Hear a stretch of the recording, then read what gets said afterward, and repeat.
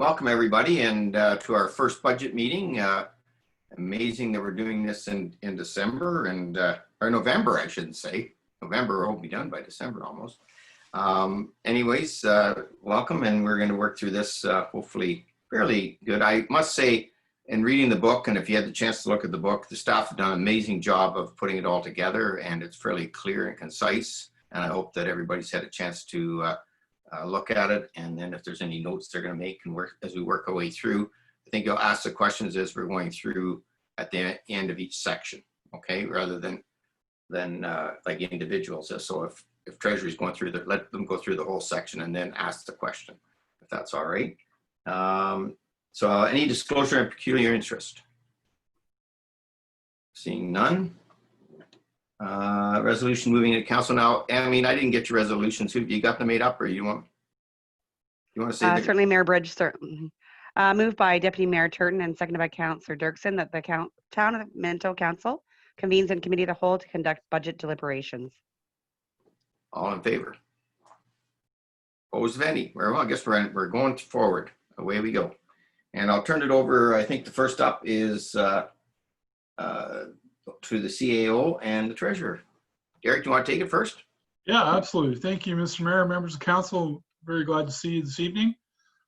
So before you tonight, you have our draft 2021 budget.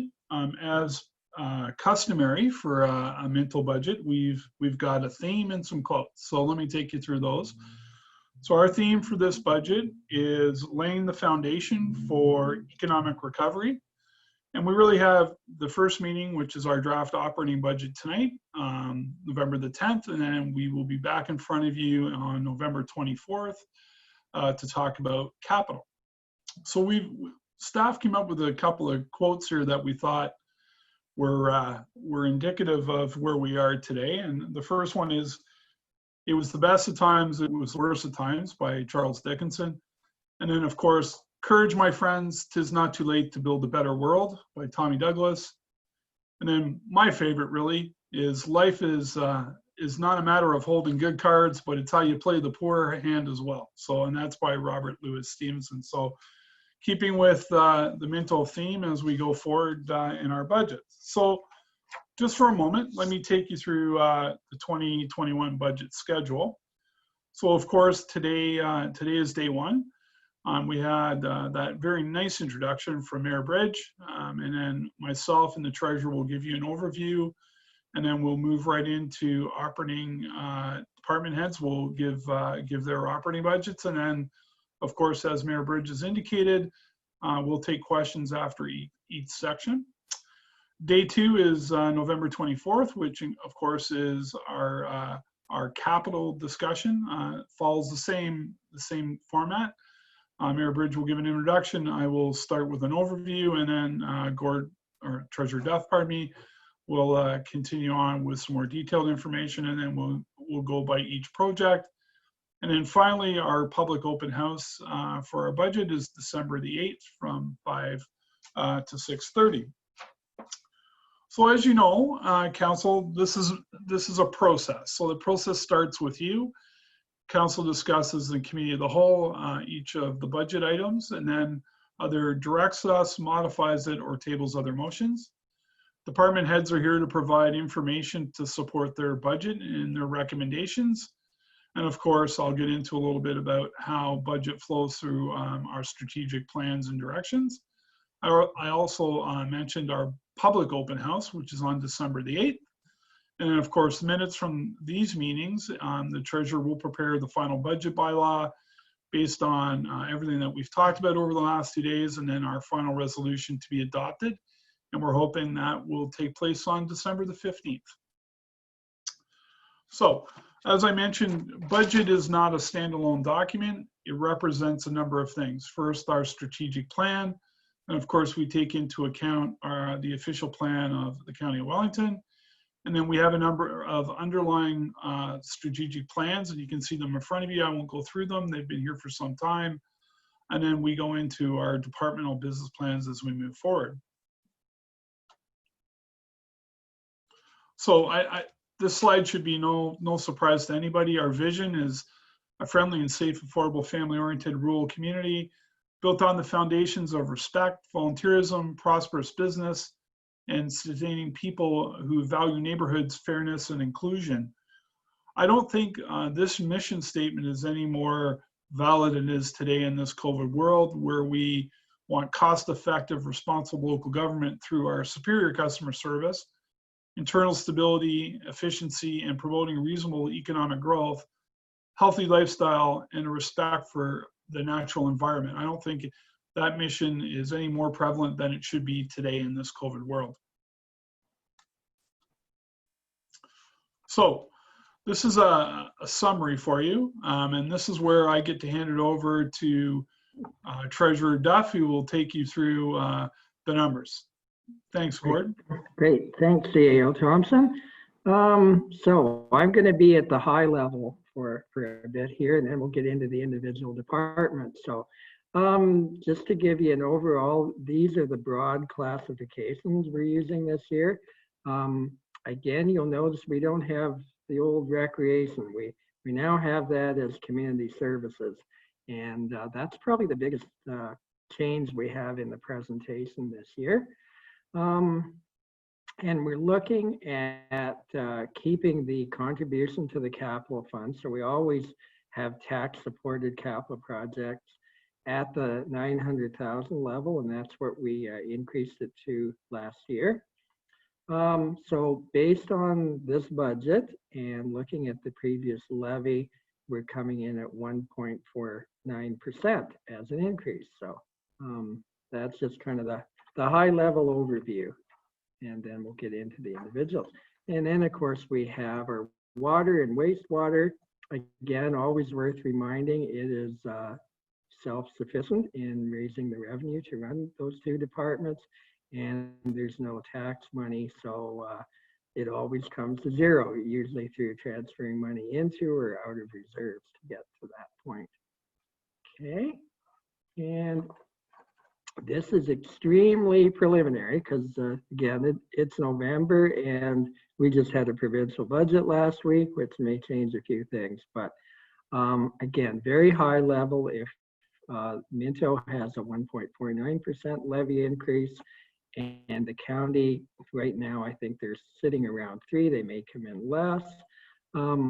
School boards, they're set by the province, and it's done on a regional basis. So our region in the last few years has increased at a lower rate than, say, the Toronto, Ottawa, and I believe Northern Ontario area. So we've actually had some decreases in the amount of taxes going to school boards from our area. But if we say everything was equal based on the 2020 assessment roll, we're looking at just under 2% on the overall bill. So, and that is also based on the average residential home assessment of 242,000. If you recall, pre-COVID, this was supposed to be the first year of a 4-year reassessment. However, that was all put on hold, and we're now into the 5th year of the 4-year cycle. So, all being equal. So, and we've included a 0.5% increase for wages based on the September CPI. So, okay, that next one. So I kind of threw out our traditional look back at the economic, because as we all know, we're in uncharted waters. We're a small boat on the ocean here. So as everyone knows, COVID has been a shock to the global economy, and we can see how sharply unemployment just spiked right up. Yeah, our area in particular, in Canada in general, we've made a bit of a recovery, but we're not back to pre-COVID levels yet. But you can see that most places have experienced like unemployment rates into the double digits. Europe, not quite so bad, but Canada was really hard hit initially. Okay, next one. And in response, our province and our federal government just opened the coffers. It's like, we got to keep people going. We can't afford to have a shutdown of our economy to any greater extent than we already have. And the way they've done with that is borrowed, printed money, basically. And there's no real end in sight. I think the main message is these deficits are with us for a long time.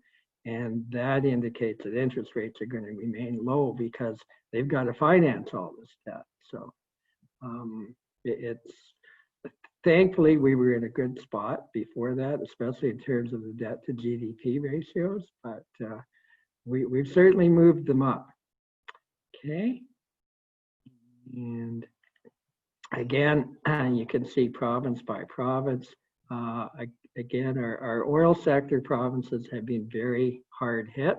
They were in a bit of financial difficulty before COVID, and it's only gotten worse, and we don't have any of them near to a surplus this year. So, and I think we have one more on the economy. Again, incredible contraction in GDP throughout the world. And it's kind of ironic that the one place where we think this virus was first noted was China and the Far East, and they're doing the best right now based on the figures that they've provided.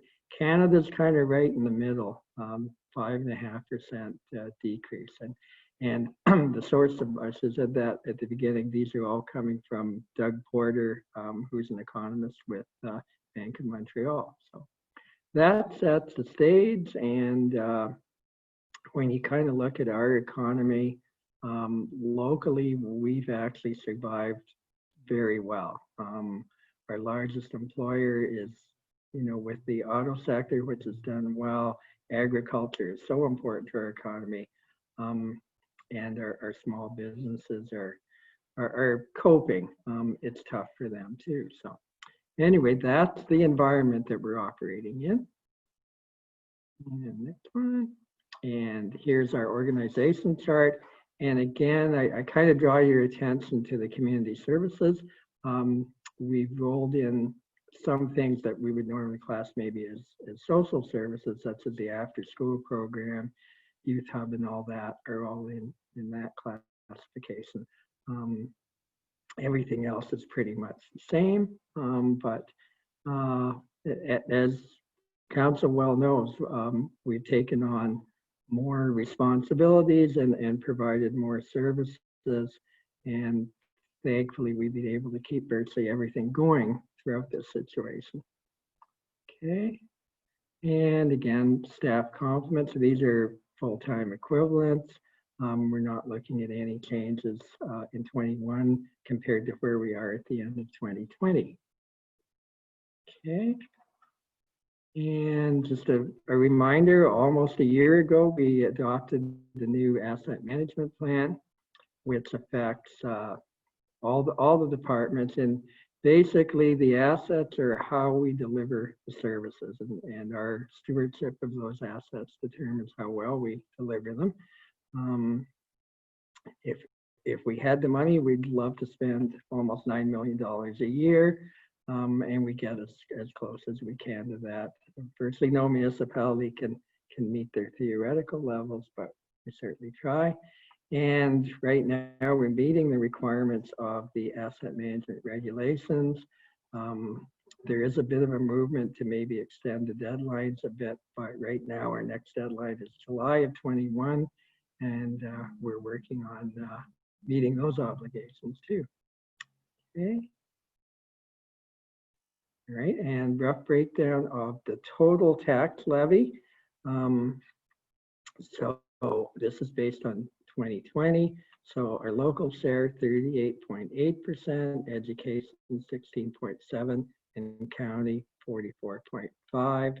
Now on an average house, it's roughly Minto 47, education 12, and the county at 44. And just for some perspective, about 1% increase in the levy is roughly $55,000 per year. Okay. And this is where the tax money, you'll notice there's no water, wastewater on here. And those are the different departments which correspond to our our first slide there of the breakdown and the percentages. Okay, and here's what we know so far. The Ontario Municipal Partnership Fund allocation was announced last week. We were all relatively happy that we just had a $20,000 decrease. It's kind of funny, you look at the history, you know, we started out 1.3 million, we peaked at 1.8 in 2017, and now we're at 1.5. There's a lot of factors go into that, how rural we are. The big factor in Minto is our average household assessment and our incomes, and as we get closer to the provincial average, this grant comes down a bit. The Ontario Community Infrastructure Fund allocation. So those 5 years that you see represented the allocations when that program was first announced in 2016. What we've learned from, I think it's Ministry of Finance, that is conducting a review of this program. The program is intended to still be in place in 2021, but they have made no decisions on what the formulas will be or the individual allocation. So I'm hoping that comes out soon, because that's a very important source of funding, especially for our capital projects. And anyway, that's where we are to date. Okay. And these are our reserve contributions that are included in the operating budget. They're virtually the same as last year, with the exception fire, I believe, was at 218 and is now at 240. So that's what we're putting in. And the Norgan, of course, it depends on how their budget is, and that's one of our challenging facilities this year. Okay. And that's good, Matt. Yeah, and that's our last one. Okay, so now we're going to go into looking at the individual departments. Gord, do you want to just ask if there's any questions on what you just? Certainly. Yeah. Please, Jean. Jean, you're muted, Jean. Sorry. There you go. Sorry. Cool. Just Okay. my usual question about full-time equivalents. Is that a full-time equivalent or a full-time person? Because they're not the same thing. No, I'm going to say it's full-time people. It's not really full-time equivalent. It does not include our seasonal, our volunteer firefighters and that. It's basically full-time people that are working, 35-hour a week or 40-hour a week. So do we have any numbers or comparison of previous years with how many part-time hours we have utilized, which would add up to FTEs depending on how many we use? Has it changed? Is it relatively the same? Do we know? Sure. For 2020 actual, it's going to be lower because we couldn't hire as many seasonal people this year. We were able to run like our swimming pools and that. However, in say the arenas and that, we have a lot fewer part-timers. We do have, I believe, and Mike can correct me, I think the same number of part-time plow operators and that, and the complement of volunteer firefighters has stayed relatively the same. But so I would say it's slightly down, but not materially so. So when we're building our budgets, if you look at that information and we're looking ahead and we're looking at how many staff we need, do we base the budget, the hours for the department? Because you guys have it down as salaries. It doesn't give us a breakdown of it. But are we assuming a certain number of hours, or do we have a rough put in there for that? Or how does that work out? Because That works. I've asked this question forever. Yeah, so at the account level, we'll have an account that's got full-time salary, which is basically what I referred to. Then we also have part-time, and that may not be in every department, but we do have that part-time allocation. And we've kind of made the assumption the 21 will be closer to a normal year, so we haven't dialed that back. I mean, as we know, if we have to shut down, that's one of the areas that will be cut back. But for now, it's been basically hold the line, and it represents a typical year. So do we see that number anywhere, or it's just included in the salaries that are estimated for the budget or the request for the budget? I don't believe the actual numbers of employees, just the dollar value. It's included Okay. there. Is that good, Gene? I know that's always been a concern, but I think what Gord is saying, and maybe Derek wants to speak to this too, what we're saying is on their part-time basis, it's in the salary budget. So if your salary budget's way out of whack, then you might have been taking more part-time in. But we don't replace.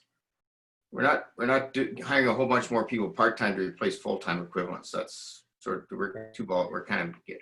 So that's Right. that's what I feel. I'm all right on it. But go ahead. Yeah, Oh, sorry. Maybe make it clearer, Gene. I might not have made it yeah, clear. so thank you very much, Mr. Mayor. And Councillor Anderson, we had this conversation, I think, on my first night as CEO here back in January.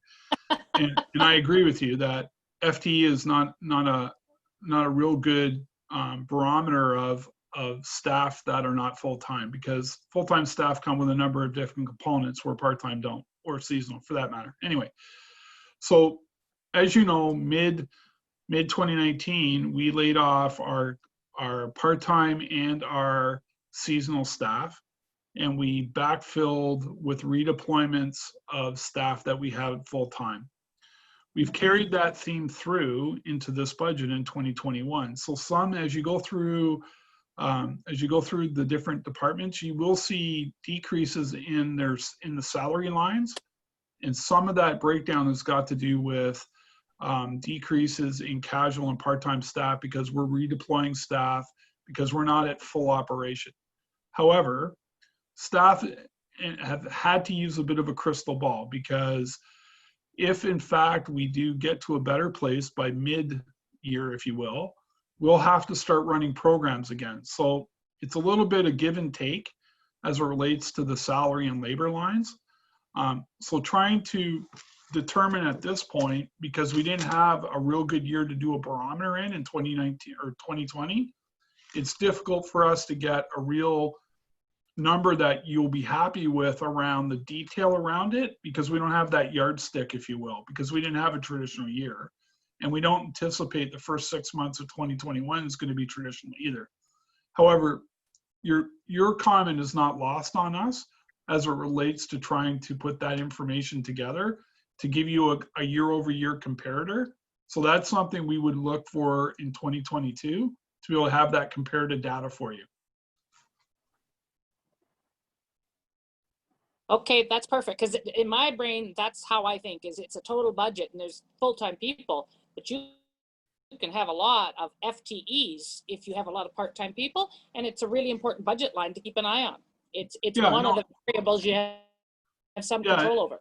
Yeah, and I absolutely agree with you. And if you look across those salary lines, as you start to get into the departmental details, you won't see, well, other than one, because we added a staff that council's aware of, you'll see decreases in those salary lines as you go through.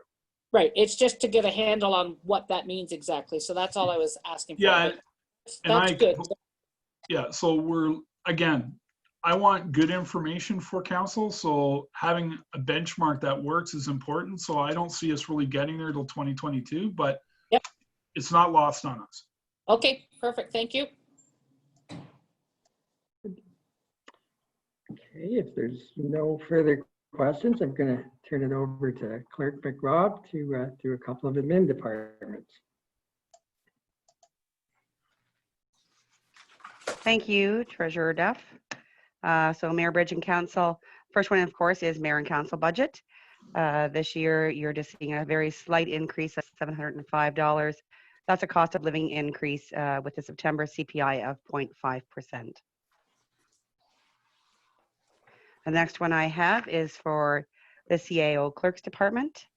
You will see actually a decrease of $31,015. And that is going to be a labor recovery where costs will be put out to where they belong, such as wastewater, water, and public works departments. And that's all I have for mine, Gord. Okay, and is there any questions for Annalene? If not, well, we'll go right into the treasury one. So from a high level point of view, it's a pretty steady one too. A little bit of labor reallocations, which we've done a bit in the clerks too. Again, just trying to recognize the overhead in that with water, wastewater, and sometimes roads, and sometimes going the other way as well too. If you look at the service measures, I think this has been a trend. We're constantly increasing the number of tax bills, which that means we're increasing the number of properties. That's our population growth, and that has certainly kept us afloat going.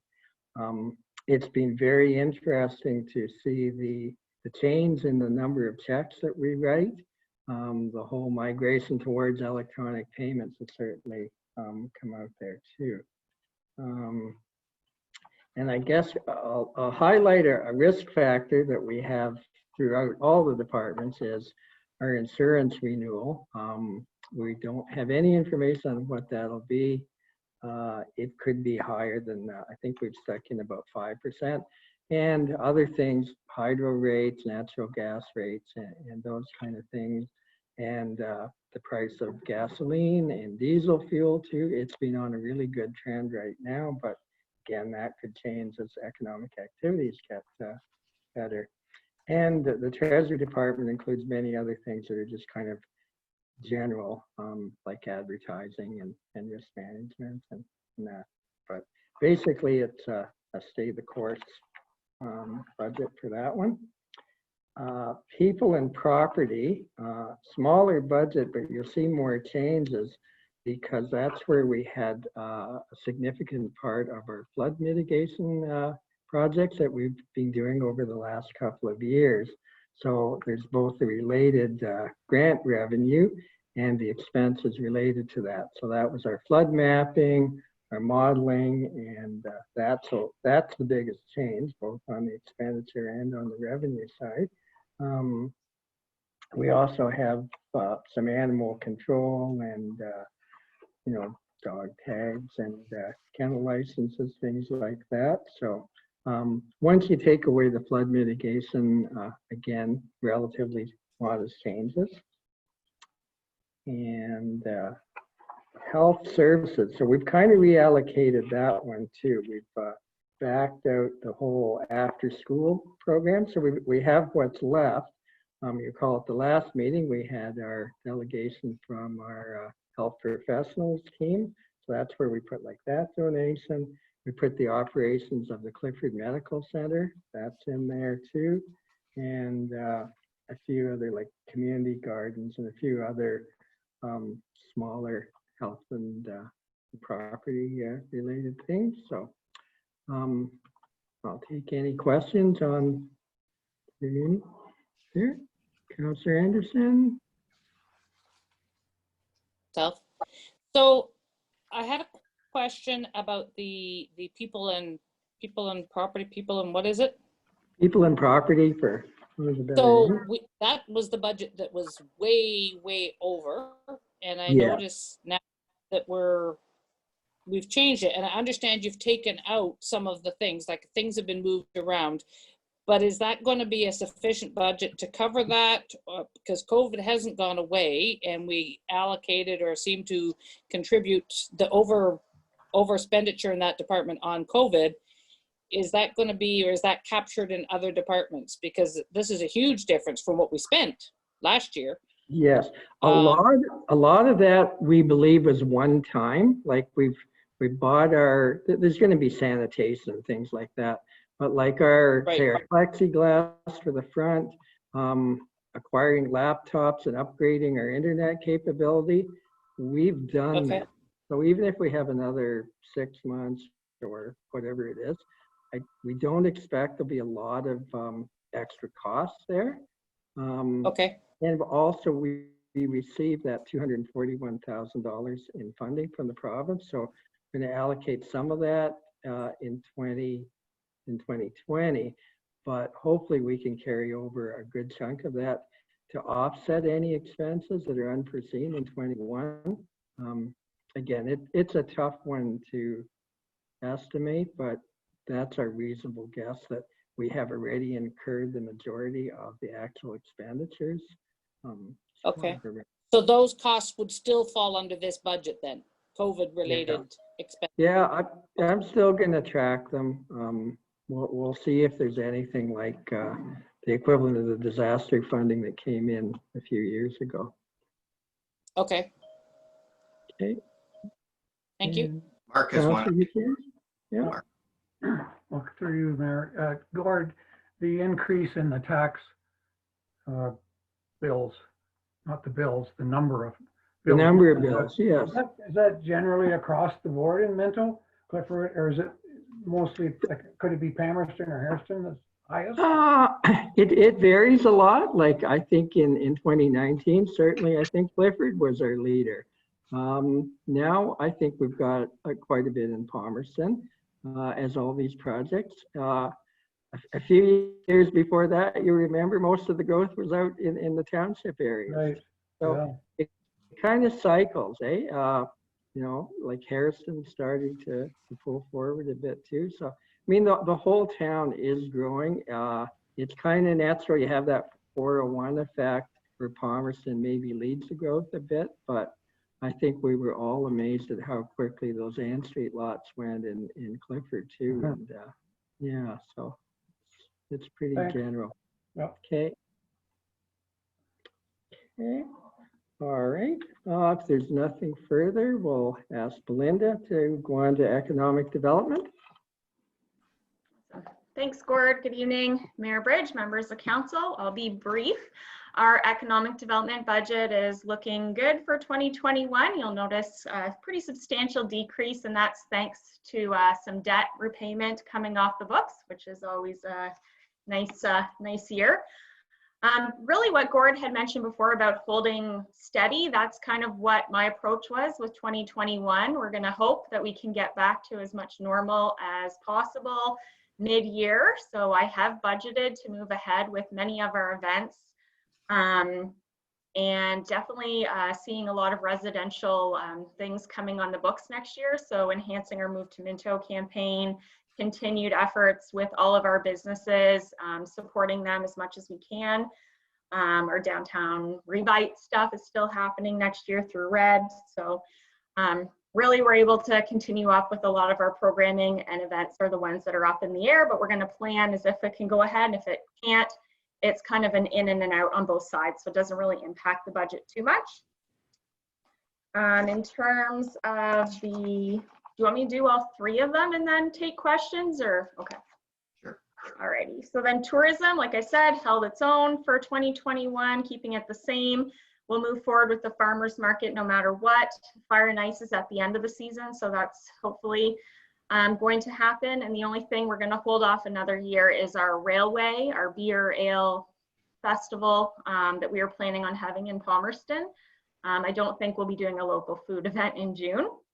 And other than that, we're not planning on hiring a summer student next year. So we got a lot of things accomplished this year with Erin, and her position was fully funded through the summer experience program, which was very helpful. So no change to the tourism budget. And then for Launch It, basically that is staying the same as well. There's some ups and downs in various categories, but we're going to continue to deliver programming. We have some added expenses to do some, not really big renovations, but minor renovations to enhance our co-working spaces. Our rentals are definitely up this year. We have about 5 different businesses operating out of Launch It. So we have a lot of tenants in there and a lot of clients coming through, which is great to see. And we expect to see more of that going into 2021. So we're doing some upgrades around there. And yeah, just continuing to deliver the services. I think Launch It has been a really helpful resource this year, more than ever for our businesses. And so we want to carry that on. So that's, I'll take any questions. Questions?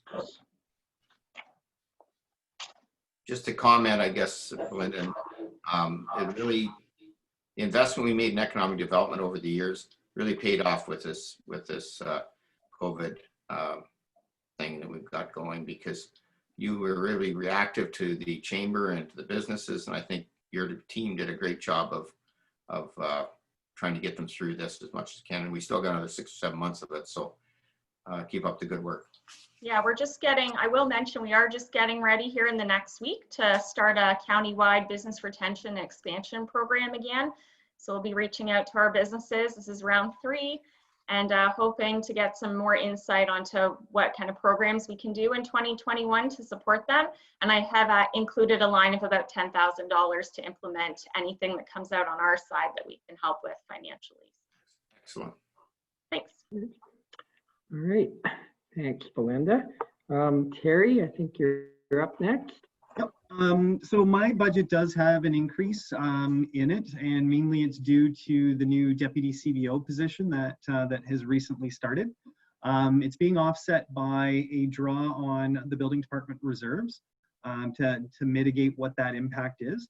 Throughout the winter months, Mark and I will be looking at the building department budget just to ensure that fees are lined up with the new direction that the building department has gone to. Only other increase in expenses has to do with the new building department software that we are just still working on getting on board. So it's more to automate the building department to make things more able to work remotely opposed to solely in the office. And I don't know if there's any questions. Questions? I'll just make a comment, Terry, on the, I see your numbers there for 2020. Is that your anticipated year end or just? No, that's to date. Excellent. So, you know, for starting off almost like behind the 8 ball there a little bit because we couldn't get permits out. We certainly haven't really slowed down the growth, have we? Nope. No, and I'm anticipating with things on the ag sector and the residential sector, the forecast I'm seeing for next year, I think we're going to rebound quite well, provided, yeah, again, there's not another construction shutdown. Right. Excellent. Great. Right.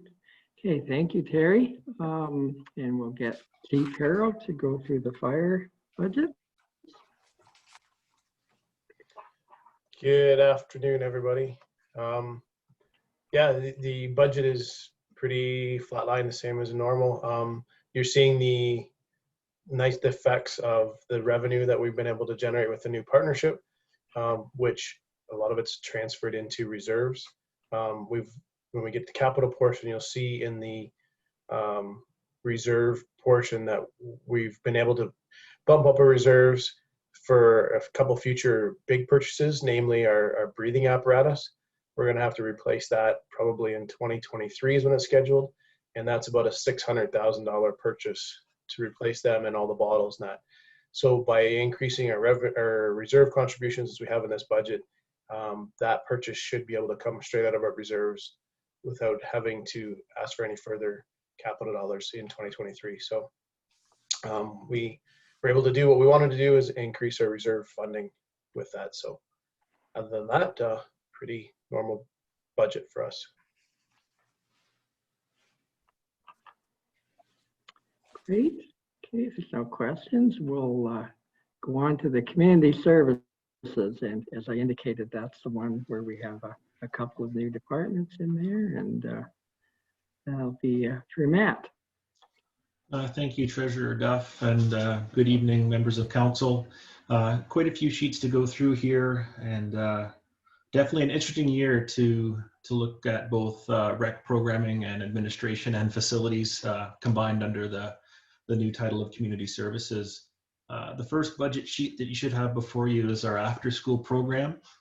The major change there is that with the work, and you'll see this in a couple of slides, that we're doing at the IYSN hub, we've moved Jessica Detman, or Jessica Martin's wage out of after school, and we have Michael Minto covering that role this year at a lower rate, obviously. So our ask is down a bit in this regard.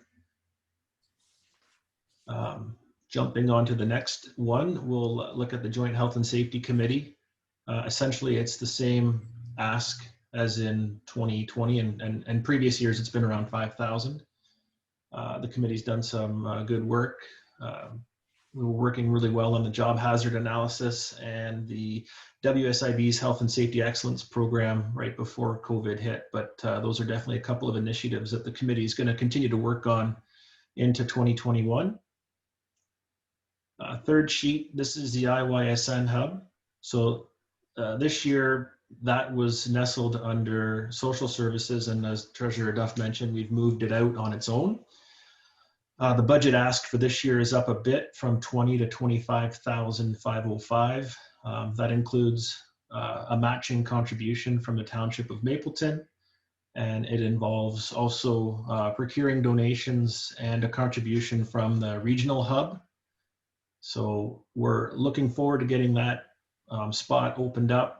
If all goes well, we should have that ready to go by the end of this year. There's quite a bit of work that's been done, to give a lot of credit to Jess and to Greg for that. Looking forward to getting that hub open and operational. Norgan Theatre, it's been a very interesting year. We got off to such a tremendous start, averaging 75 a show, until we hit March the 13th. We did try to reopen in August, September when some new films came out. Attendance was okay, but with the restrictions, we're capped at 50. And with the content that was out there for the fall and into December, it was a lot of places have essentially closed, looking to open in the new year. So we've definitely scaled back our expectations for 2021, but our plan is to open likely in early January. Parks amenities, so essentially that's your ballparks, soccer fields, pavilions. Not a whole lot of change there, mainly just some wages getting moved around, slight little adjustments, and we're hoping to see things return to 2019 level in terms of ball usage especially. I think that even with leagues being capped at 50, if that continues to be the case, that we'll see some of our adult leagues come back. I think when we got the green light in late July, a lot of groups just felt like it wasn't worth having a season if you can't start in May. So we're anticipating that it's an outdoor thing, that it'll bounce back. With respect to parks, not a whole lot happening here. Just we wanted to allocate a bit more money towards tree removal. Just with some of the storms that we've been getting, it always seems like there's a branch that poses a risk, or a tree. They're not cheap to take down. And the other thing is that with respect to how we allocate vehicle expenses, the parks truck, some of those invoices were going to one of the facilities. And since we do our parks and facilities split in the summer, it just made more sense for it to be nestled under here. Programs and camps, so that's essentially all of our grassroots programming, our Minto retirees group events, and our summer day camp program.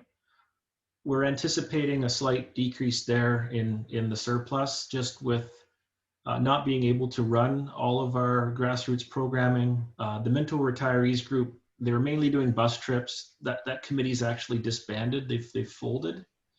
We're hopeful that when things return to a little more normal, we can start up a new committee. And with summer day camp, we did run this summer, so we have a good feel for what to expect in 2021 if the conditions remain the same. With recreation administration, there's not a whole lot to change here. We did pull in, we had training spread across a lot of different accounts, and when it comes time to expense those or allocate them, again, it just made more sense to consolidate that to rec admin. So any of the training that any of the operators or any other staff in the department for that matter take, it would come out of the recreation admin budget. And so there's just a slight increase there. Where we've seen a lot of changes would be under rec facilities. The main one is in March, just before COVID, we consolidated our liquor licenses into one. We used to have one for Palmerston, one for Harriston, and one for Clifford. Given the number of licensed events that we hold, and in consultation with our AGCO inspector and our AGCO rep, it just made sense to consolidate that. And so what we're looking at doing next year is breaking that out of each of the facilities. Historically, Palmerston has had the most licensed events. So when we get into the Palmerston, you'll note there's a decrease in revenues there. Like on the whole, we're anticipating about half of what we brought in 2019 and 2021. We haven't really had any licensed functions since March 13th. We're hoping that in 2021, if we can even get back to 50%, that would be a good thing. With respect to the facilities, we've done a couple of things.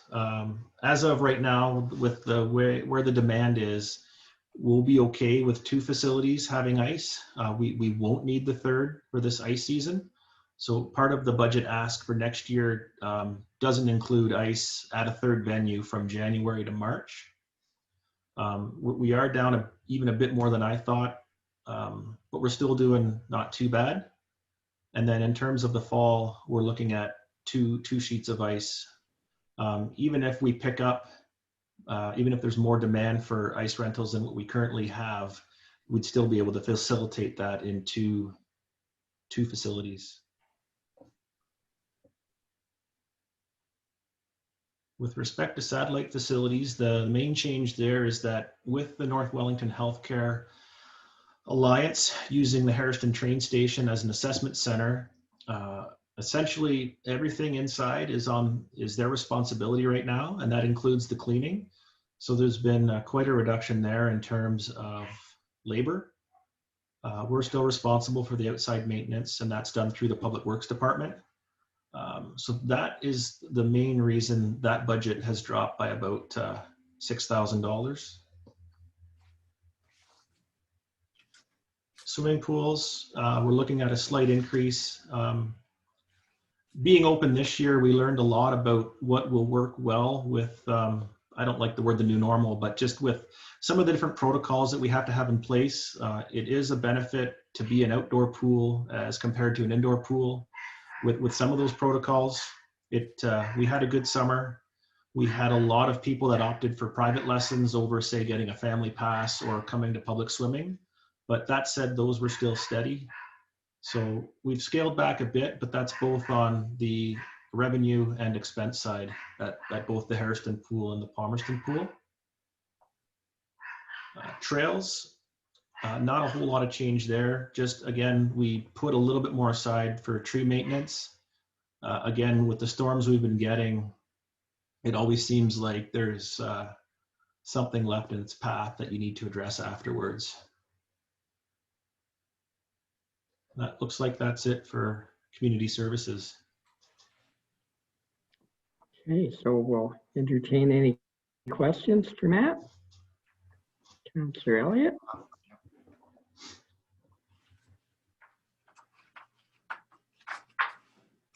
Sorry, you can't ask a question, Ron. You can't get off mute.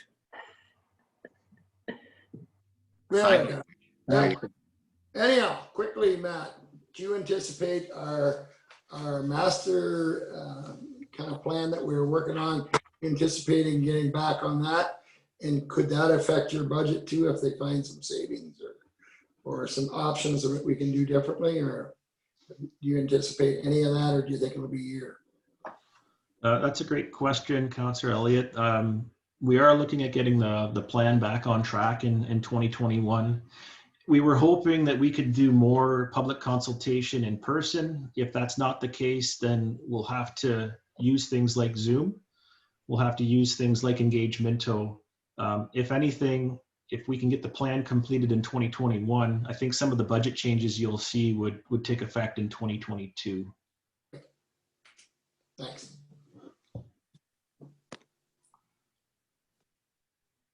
Deputy Mayor Turton. Thank you, Mayor Bridge, Treasurer Duff. I think if you look at the park amenities, likely the golf courses in 2020 were the big beneficiary in this particular situation. But I mean, we can only anticipate that you know, some of that's going to change next year, compared to this year. Question on the Clifford Arena, you are anticipating it staying closed all the way through in 2021? Is that what you said? Matt? So that's a great question, Deputy Mayor Turton. The way things are looking right now, January to March, we wouldn't need a third sheet to accommodate. Mhm. That said, when it comes to the fall, we would evaluate which facilities it makes sense to open similar to this year. But for the sake of simplicity and simplicity only for this budget, it's noted under the Clifford Arena. If there's variables in place that it makes more sense to say open Clifford and Palmerston, we would look at that, or Harrison and Clifford. Like we talked about a couple months back, and especially with COVID being such a unique set of circumstances, we do plan to take this 1 year at a time. Yep, that's good. Thank you. I mean, there's so many unknowns, Matt, and you know, the budget is a guideline. So, you know, when we get into the summer months in 2021, things could change. So, yeah. And just on that a little bit is, you know, we're hearing some good news right now about the vaccines. Mm-hmm. If, according to the what I got from Dr. Mercer today on another call, we're still probably looking to getting a general public in the summer sometime. But David, you know, if that worked out well and things got down, we might be back to normal. And you know what? If we have to open up Clifford or another arena because we're back to normal, we'll find the money to do that. I have no problem. You know what I mean? Like it'll be a good news story if we can do that, and I'm hopeful. But a little more hopeful today than I was a couple weeks ago.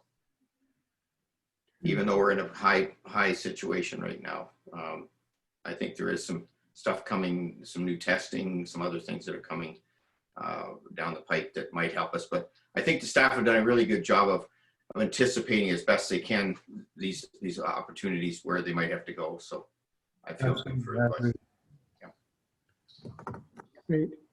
Great. Well, thanks very much, Matt. Now we'll have Roads and Drainage Foreman, McIsaac. Thanks, Gord, and Council, Mayor and Council. There's very little change to the Public Works operating budget. A couple of things to note is the reallocation of the revenue produced from the winter maintenance of County Roads 2 and 3 and from the Roads Admin budget over to the winter operations budget, which is a significant reduction to the winter operations. Is there any questions?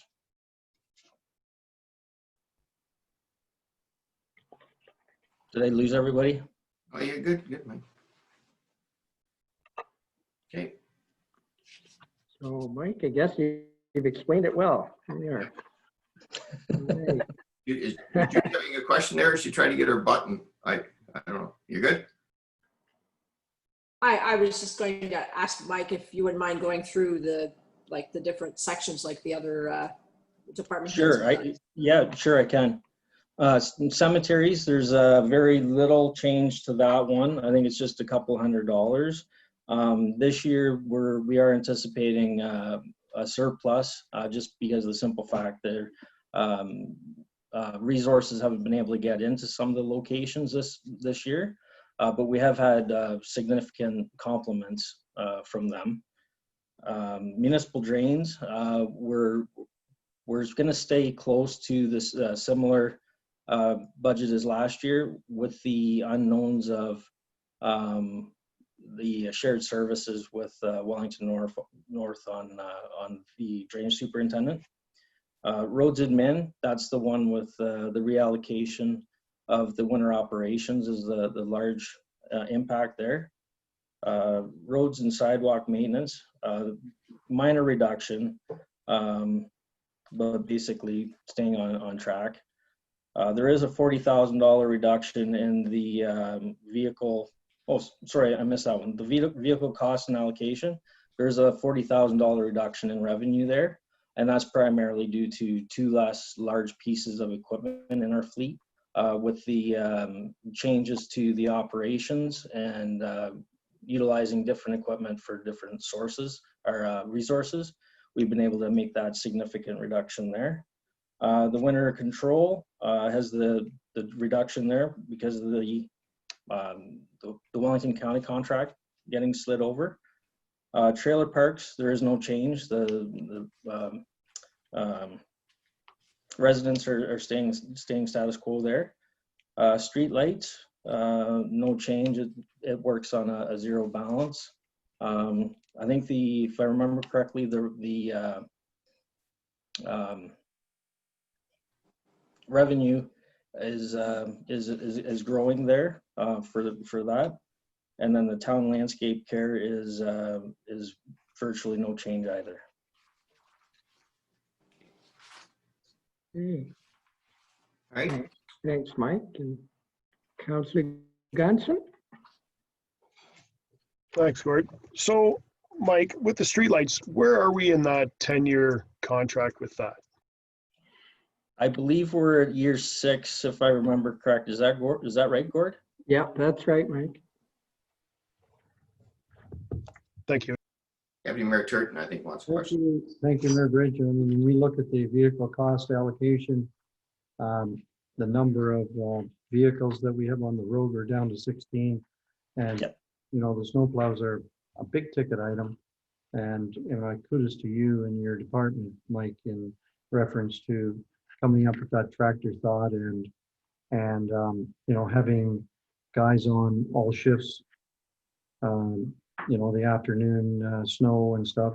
I mean, I think that's all good.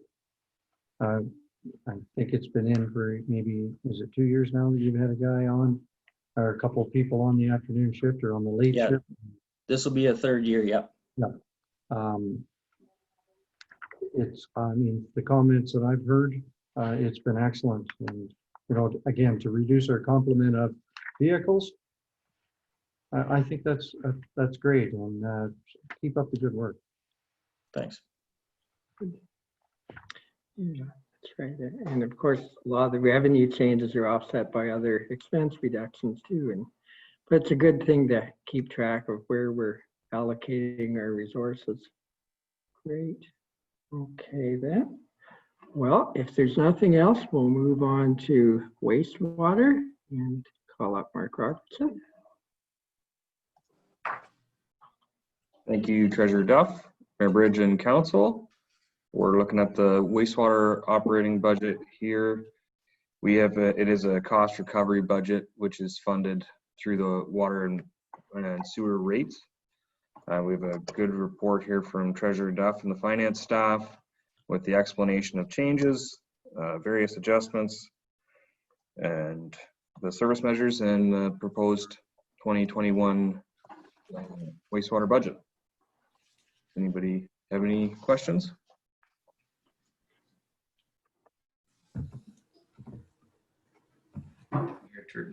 Yeah, thank you, Mayor Bridge. I mean, this is an excellent situation here. It's likely the capital is going to be the scary one, Mark, for the next year or so.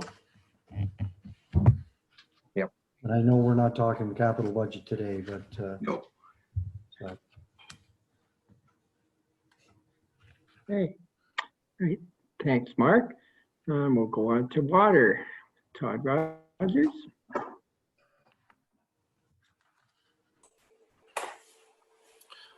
Thanks, Gord. Hello, Mayor and councilors.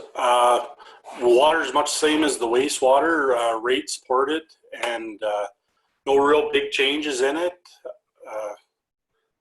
Yeah, I don't know if there's any questions from the report, but.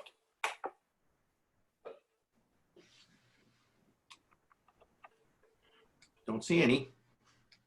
Okay. All right. Well, I'm back again for a little one here. So non-departmental, which is basically unallocated. So our major item here is our Ontario Municipal Partnership Fund grant, and we've already referred, we're down about 20,000, but that's one that's set by the province. The other items are some in and out flow throughs, such as the operations of the mayor's golf tournament, tile drainage loans, where the municipality is the flow through between the province and the farmer. And again, that's based on activity and demand. And mayor's golf, hopefully we'll have a report in the next little bit, but we were able to carry on in a reduced manner and make a donation to a good cause there too. So anyway, we'll entertain anything, or if Just not, one question, Gordon. I should have asked this before and I forgot. You know, we just got another bit of a grant from the provincial government. But is that a one-off, I assume, or is it? I believe so. That's about 134,000, I think it was, Yes, and it's for COVID-related infrastructure. Although Mark Potter and I have been looking at it, it seems to be very broad. I think we'll have quite a bit of discretion to allocate once we consider the capital budget. I'm not sure what the timing is, and I would expect that to be a one-off for sure. Okay. Yeah, and because I was confused at first. I thought it was the OSIF one, but it wasn't. Yeah. But that's good. And you know, I have to give the government credit. I mean, we went down 20,000. Gord, before I retire and before you retire, we may find out how that formula works, but I doubt it. It just doesn't seem to have any logic to it at times. I mean, we know approximately how it works, but but the numbers can change just so much differently. But 20,000 is not hard to take this time compared to 64,000 last year. That's right. Which was a little bit harder. So Yeah. I give it credit.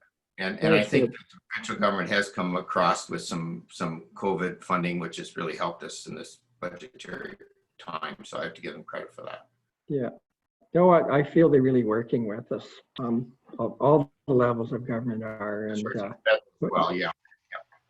Yeah, and with a lot less acrimony too. So it's been good. Anyway, I think I'll turn it back to the mayor if we want to proceed. Yeah, I think we're right down to the end of her almost here, unless there's something I'm missing. Mayor Bridge, Yep. Go ahead. Do you have a motion to return to regular council if you'd like me to read that? Yeah, if you could do that. I don't have the motions in front of me here. Yep, go ahead. That's fine. Moved by Councillor Gunson and seconded by Councillor Elliott that the committee of the whole convenes into regular council. All in favor? Carried. Okay. And next up is Mayor Bridge, there are no notices of motion or any bylaws, so it would just be the adjournment. yes. So I can have a motion for that. Do you have it already made up, Yes. Annalene, or you want me to just ask? I do. Moved by Councillor Anderson and seconded by Councillor McKenzie that the council of the town of Minto adjourn to meet again at the call of the mayor. Okay. Thank you. Before I adjourn, I just want to say thanks to the staff again, and thanks to the council, obviously, for reading your documents. They're well laid out, and thanks for this really, I think, precise budgetary thing going into the 2021. And I guess we have capital coming up, and that'll be interesting too. So thanks for everybody for coming, and have a good evening. Stay safe. Thank you. Bye. Bye.